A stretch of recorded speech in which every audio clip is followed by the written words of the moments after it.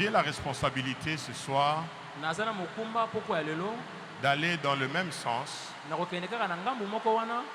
Mais le péché que nous allons développer ce soir, parmi les 7 péchés capitaux, le péché de la gourmandise. La gourmandise.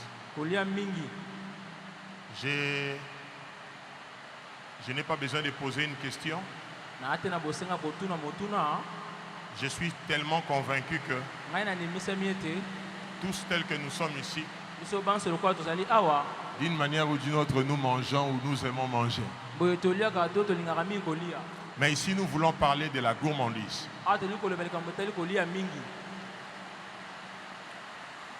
Nous allons nous appuyer sur un texte biblique. Celui de Matthieu chapitre 11, le verset 18 jusqu'au verset 19e. Avant d'en arriver là, établis ceci. Pourquoi nous sommes en train de parler de ces péchés qui est de la gourmandise? À qui nous voulons parler exactement ce soir? Et quel objectif nous sommes en train de poursuivre?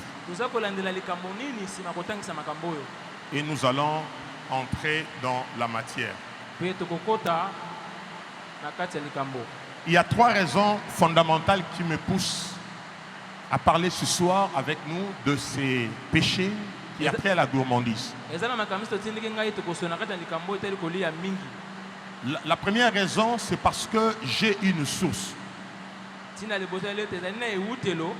Quelqu'un parmi nous a une source.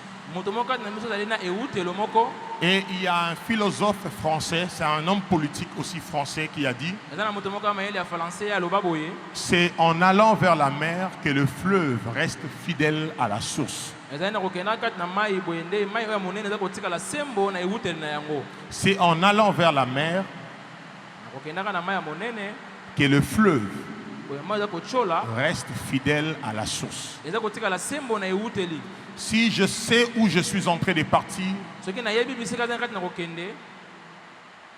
il est plus qu'important pour moi de rester attaché à ma source. Pour la petite histoire, nous sommes la République démocratique du Congo. Nous avons un fleuve qui est éminemment connu parmi les fleuves réputés de notre cher continent d'Afrique. Nous qui sommes à Kinshasa, nous voyons ces fleuves. Mais ces fleuves a sa source quelque part. Le jour où le fleuve se décide de se déconnecter de sa source, c'est à partir de ce moment-là que le fleuve commence à sécher. Le jour où moi et toi, on se décide de se déconnecter de notre source qui est Dieu, c'est alors que nous commençons à disparaître. Il y a un autre homme, c'est un homme de Dieu que nous connaissons très bien, Roland Dallot. Lui dit ceci: si Dieu n'est pas le Dieu de tout, alors il n'est pas Dieu du tout. Si Dieu est notre source, il doit devenir le Dieu de tout. Parce que s'il n'arrive pas à être le Dieu de tout, alors il n'est pas Dieu du tout. Et j'ai aimé parmi les intervenants qui sont passés ici, la personne qui nous a aidé à entrer dans la matière, Eric Ralph Kionga, qui est pasteur, a dit ceci: l'homme a sa définition des choses et Dieu en a une autre. Pourtant c'est lui Dieu qui a les normes. Nous parlons de ces choses parce que nous voulons établir des normes qui vont nous aider à fonctionner dans quelques domaines. La deuxième raison qui nous pousse à aller dans cet enseignement, c'est que quelqu'un parmi nous doit se projeter. Là où je suis, Ce n'est pas ma destination finale. Comme les anglophones aiment le dire, I'm going somewhere. Je pars quelque part. Et parce que je dois me projeter, un homme de Dieu a dit, Félix Omoboudé, il est du Nigeria, il a dit ceci: la lumière qui se voit au loin tire sa force depuis sa source. Il nous arrive d'être quelque part. On est en train de voir très loin, il y a une lumière. Cette lumière qu'on est en train de voir très loin, si cette lumière se voit, c'est parce que sa source a fait en sorte que, avec puissance, cette lumière soit projetée. Et très loin, on peut le voir. Si quelqu'un parmi nous ce soir ira très loin, c'est parce qu'ici, à partir de la source, nous l'aurons poussé. Et c'est par ce genre d'enseignement qu'on est poussé pour aller dans notre destinée. Pourquoi cet enseignement? La troisième raison, c'est parce que j'ai un parcours à faire. Quelqu'un parmi nous a un parcours à faire. Quelqu'un qui nous suit en ligne a un parcours à faire. Quelqu'un a dit, il s'appelle Joseph Sarr, Katula Dieu que je suis, le un pas que je fais réalise d'une manière ou d'une autre mon parcours. Les un pas que je fais, chaque fois que je me lève, je fais un pas d'une manière ou d'une autre. Je suis en train de réaliser mon parcours. Alors ce que je vais faire, je fais donc attention à un faux pas. Oh, nul ne sait ce qu'un faux pas peut engendrer. Je prie ce soir que le Seigneur, non pas seulement que tu saches que tu as une source, non pas seulement que tu saches que tu dois te projeter, mais que tu saches aussi que tu as un parcours à faire. Et que mon Dieu, le Dieu de la cité d'exaucement, aide quelqu'un à ne pas commettre un faux pas. Alors à qui cet enseignement est destiné? À deux personnes. À celle qui est censée commencer son parcours. Quelqu'un qui dit maintenant je vais commencer à faire ce que je devais faire, ce que je dois faire. Et il y a quelqu'un d'autre qui dira je me vois être dans un contexte de recommencer. C'est vrai que j'avais déjà commencé, mais je mal commencé. Je connais de faux pas. Alors maintenant, je vais recommencer. Quels sont les objectifs que nous poursuivons derrière cet enseignement? Nous voulons être à mesure de discipliner, à mesure de discerner plutôt chaque influence négative derrière le manger. Chers amis, quand Dieu veut faire quelque chose dans la vie de quelqu'un, Dieu se rassure de trois choses. Premièrement, Dieu s'organise à ce qu'on soit dans un contexte où on appelle le temps. Le Dieu d'éternité, il est sorti un jour de l'éternité, il est entré dans les temps, il a fait les temps, il a mis les temps, il est entré dedans. Tout ce que Dieu fait, il est fait dans le temps. Tout ce que tu feras, tu le feras dans le temps. Alors quand Dieu veut faire quelque chose, il se rassure que le temps est là. La deuxième des choses, quand Dieu veut faire quelque chose, il se rassure aussi que nous puissions être dans un contexte, dans un cadre, dans un milieu géographique.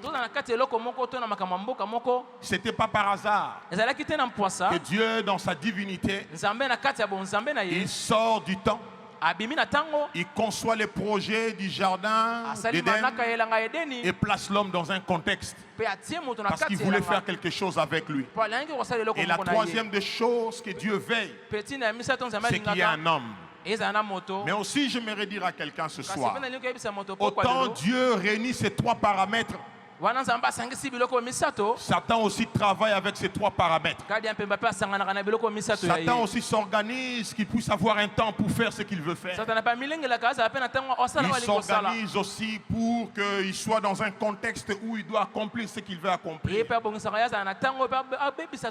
Il s'organise aussi qu'il ait son homme pour accomplir ses desseins.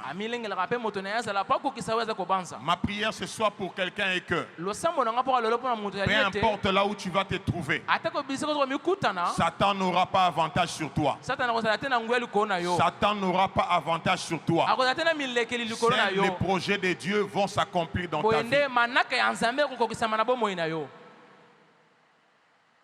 Il y a quelques jours passés, quelqu'un m'a fait un récit. Ça s'est passé quelque part. Un monsieur a été promis.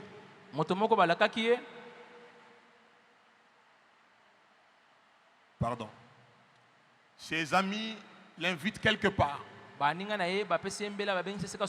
pour célébrer la promotion.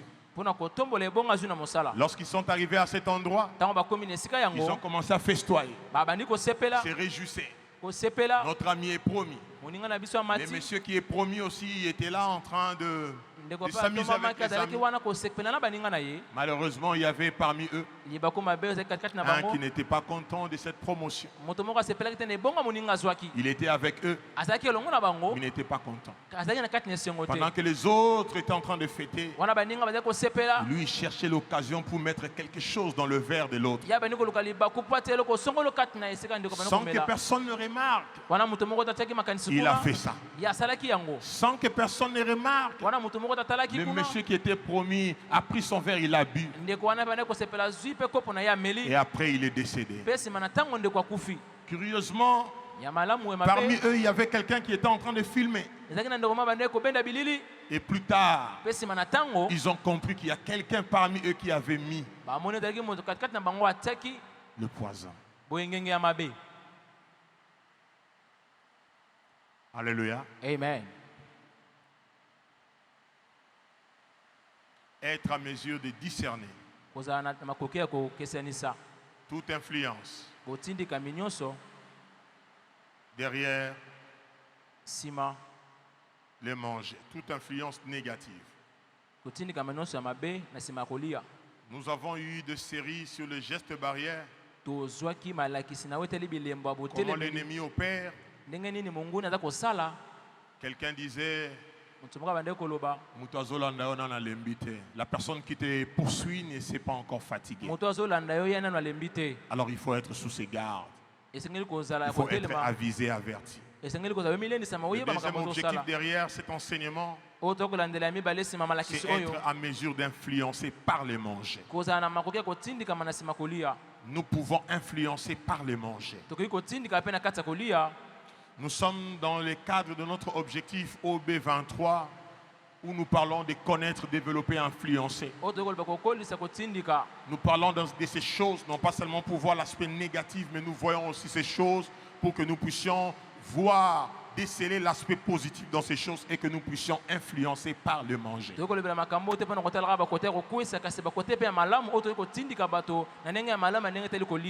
Par rapport à notre matière, nous avons 4 points que nous allons traiter rapidement par la grâce de Dieu. Premièrement, je parlerai de la compréhension de la gourmandise. Deuxièmement, je parlerai le pourquoi et le comment du manger. Troisièmement, je parlerai du jugement sur le mangeur ou le gourmand. Et quatrièmement, nous allons prier si Dieu nous donnera le temps. Comme je le disais en amont, nous avons le texte biblique de Matthieu chapitre 11e, le verset 18e jusqu'au verset 19e. Matthieu 11, 18-19. La version Louis II dit ceci. Je vais lire plusieurs versions.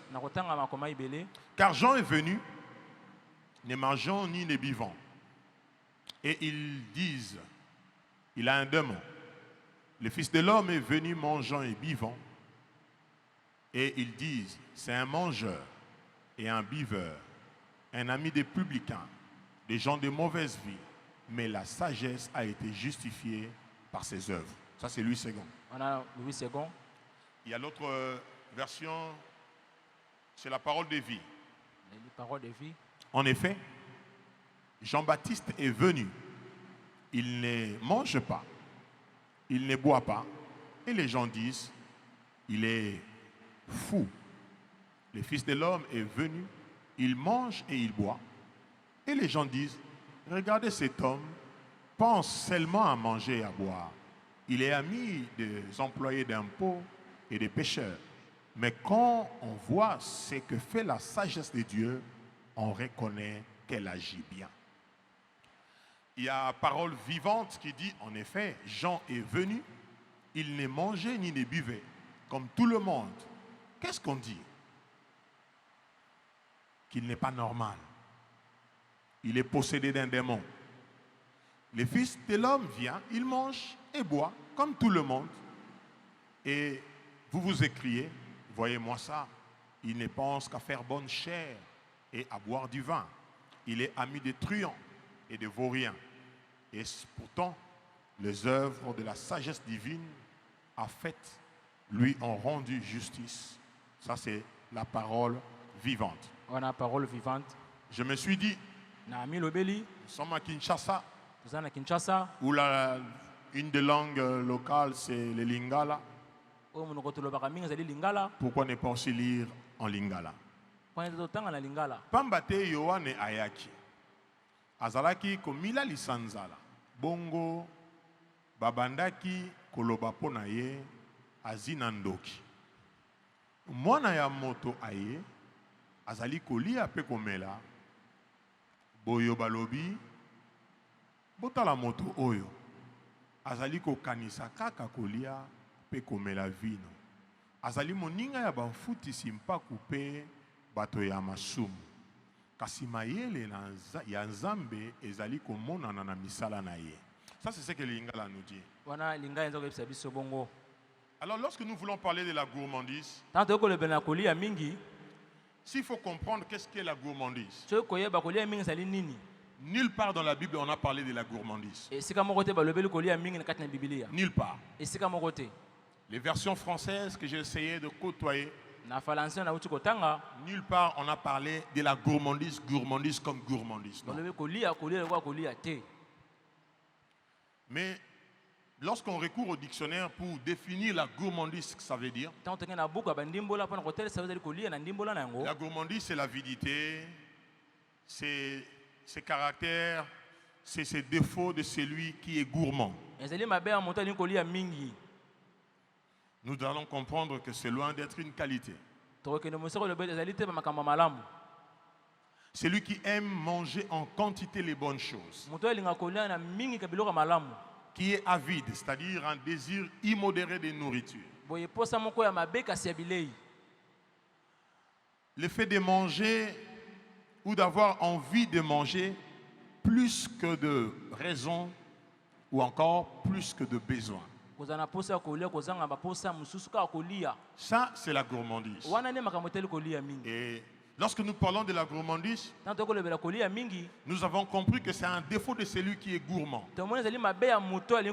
Et qui est celui qui est gourmand?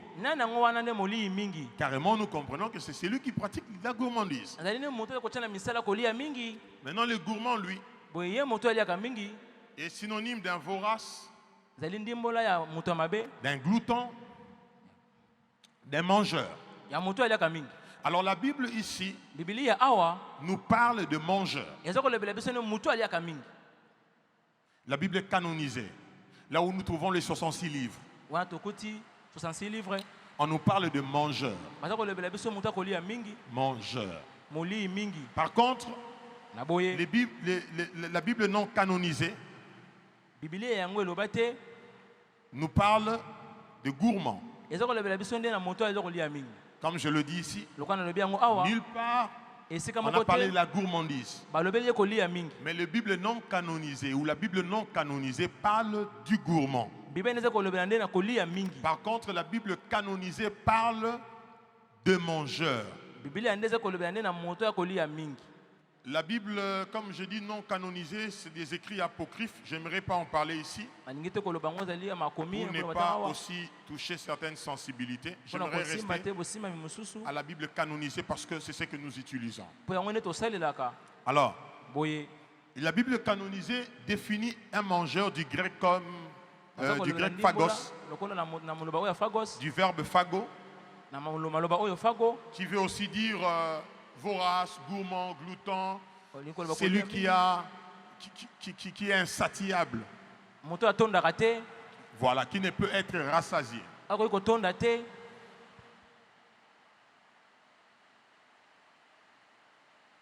Alors en hébreu, boye na monoko ya baela c'est-à-dire un mangeur, boye molei c'est celui qui fait l'action de manger. moto aye kotia na mosala kasi makambo ya kolia Et manger, mpo na ye kolia du grec, c'est ephagon.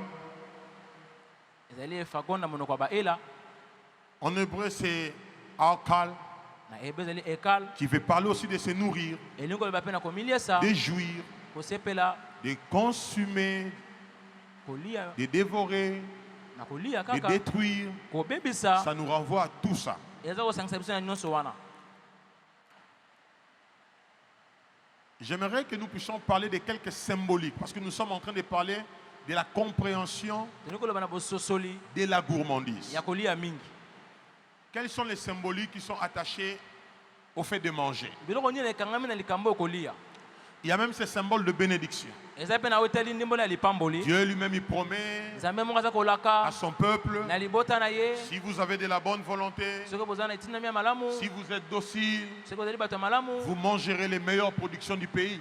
bokolia bambuma malamu ya Dieu n'est ya pas mboka contre le fait de manger. nzambe aza kotelema te likambo eteli kolia Il veut même que nous puissions être obéissants à lui pour que nous puissions manger. alingi totosa ye boye nsima kotosa ye nde tobika na kolia Lorsque nous regardons Psaume 65, naza kotala mokanda na banzembo 65 tous ces versets-là bamolongo nango nyonso nous wana montrent comment yalakisi biso Dieu ndenge nini tient à ce que son peuple soit heureux, son peuple puisse se réjouir nzambe aza kosepela libota na ye bazala kati na par esiongo le manger. na nzela na kolia Mais le même Dieu kasi nzambe kaka moko wana qui oyo wapi veut bénir son peuple par le manger, alingi kovambola libota ne kasi na nzela ya kolia maudit aussi son peuple. azolakela mpe libota ne mabe Il maudit pas parce qu'il veut maudire. alakeli bango mabe te kaka mpo alakela bango Quand le mabe peuple ntango ne libota respecte pas les prescrits, les principes, les commandements, les bakotosa te ordonnances, bamiango to mibeko au lieu de vivre la bénédiction liée au manger, boye nsima na kobika lipambo le ekangami peuple na vit la kolia malédiction. libota bakomi kobika na Nous ebela pouvons tele voir dans mabe Deutéronome chapitre 28, le verset 15 jusqu'à la fin. tokomona ngo na deutéronome na 15 kino na suka Par contre, pour Dieu, boye mpo na nzambe Dieu veut que nous puissions manger nzambe aza kosepela ete biso et que nous tokutana puissions kolia manger les meilleures productions du pays. mpe tolia bambuma malamu ya mboka Mais aussi, kasi mpe manger, c'est symbole de vérité. kolia ezali ndimbola ya bosolo Lorsque nous mangeons, ntango toya kolia nous accédons à des vérités toya kokota na de babosolo façon spirituelle, na yo etali de molimo façon morale, na yo etali de makanisi na façon biso physique, mpe na yo etali nzoto na biso de na façon bomoto spirituelle. na lingambo ya molimo Lorsque nous mangeons, ntango toya kolia la Bible dit par exemple, bible eza koloba na venez ndakisa tous, venez-vous tous qui avez soif, venez aux eaux. boya bino nyonso bozali na posa boya komela Même celui qui est sans argent, venez acheter et manger. atako moto azengi mosolo yaya kosomba mpe ya Dieu nous kolia veut manger. nzambe alingi tolia Il veut que nous puissions manger. alingi tozala na kati De ya façon kolia morale, nous devons aussi manger. na olenga makanisi engeli tolia Même dans le livre d'Ézéchiel, lorsqu'on parle de atako la na buku Bible, ya ezekiel on a proposé au prophète de manger le rouleau, bango basengaki boye na mosakoli oyo ya lia d'accéder à mokanda certaines vérités. na kokota na babosolo mosusu De façon morale, je le dis, na likambo eteli makanisi na nous koloba mangeons aussi. toya kolia mpe Chaque fois que je pars dans la ville où j'ai été en Afrique du Sud, à Pretoria, na engombo nafandaki na preto na afrique du sud quand vous venez de l'aéroport, to bauti esika vous mpepo voulez etitaka entrer dans la ville, vous bolingi bokota na allez engumba voir, il y a bokomona un grand panneau. eza na pano moko monene C'est collé sur le mur de l'université UNISA, babamba yango université kuna na eteyo ya likolo d'Afrique du Sud. ya engumba afrique du sud Et c'est Nelson Mandela qui a écrit mokonzi nene nelson mandela nde akoma Education is the engine of the personal development. L'éducation, c'est le moteur d'un développement personnel. alebi kotangisa bato ezali nde boye mashini oyo ya malamu mpo na moto Autant on étudie, Wana ntango toya kotanga on koyekola mange, toya kolia on mange, toya kolia on se développe.